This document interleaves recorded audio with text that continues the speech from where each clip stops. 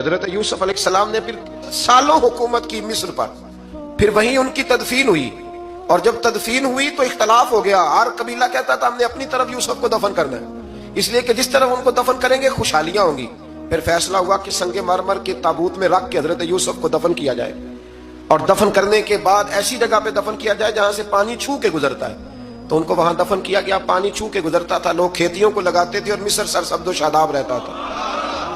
اور پھر حدیث پاک میں موجود ہے، مولا علی شیر خدا رضی اللہ تعالی عنہ فرماتے ہیں کہ نبی کریم علیہ السلام کی بارگاہ میں ایک اعرابی آیا، حضور نے فرمایا کچھ مانگ لو اس دیہاتی سے۔ حضور نے فرمایا ہے آج وہ مائل باتا، اور بھی کچھ مانگ لے۔ تو وہ کہنے لگا حضور آپ مجھے سواری کے لیے اونٹ دے دے۔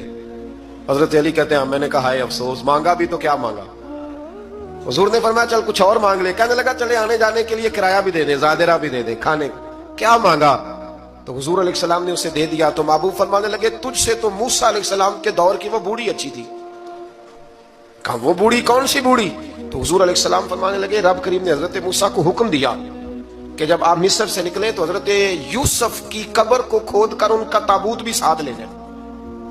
حضرت سیدنا موسیٰ علیہ السلام نے عرض کی مالک وہ کیسے پتہ چلے گا؟ فرمایا وہ تو آپ نے خود ہی پتہ کرنا ہے کہ وہ تابوت کہاں ہے۔ وہ دریا کے اندر تھا، کیسے پتہ کرتے کرتے پتہ چلا کہ ایک بوڑھی اماں ہے، اسے پتہ ہے تابوت کہاں ہے، وہ کدھر ہے تابوت، تو بوڑھی اماں کو پتہ ہے۔ حضرت موسیٰ بوڑھی کے پاس گئے، کہنے لگے اماں وہ تجھے پتہ ہے یوسف کی قبر کہاں؟ کہنے لگی پتہ ہے۔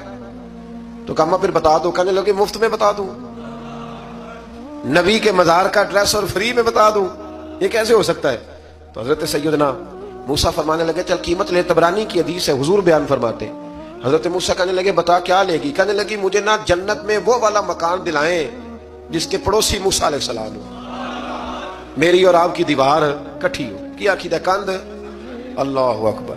تو حضرت موسیٰ کہنے لگے چل اماں مہربانی کر جنت مانگ لے، اب تو پڑوسی مانگنے لگ گئی ہے، تو اب نبیوں کا درجہ تو بڑا ہوگا، تو دینے والا اللہ ہے، میں دعا کرتا ہوں۔ تو کہنے لگی جی ٹھیک ہے، اگر آپ نہیں دیتے تو میں ایڈریس نہیں بتاتی۔ تو حضور فرمانے لگے اس سے تو وہ اچھی تھی۔ حضرت موسیٰ نے عرض کی کہ یا اللہ یہ نہیں بتا رہی تو اب کیا کروں؟ فرمایا موسیٰ وعدہ تو کر لے، مکان میں دے دوں گا، وعدہ کر لے۔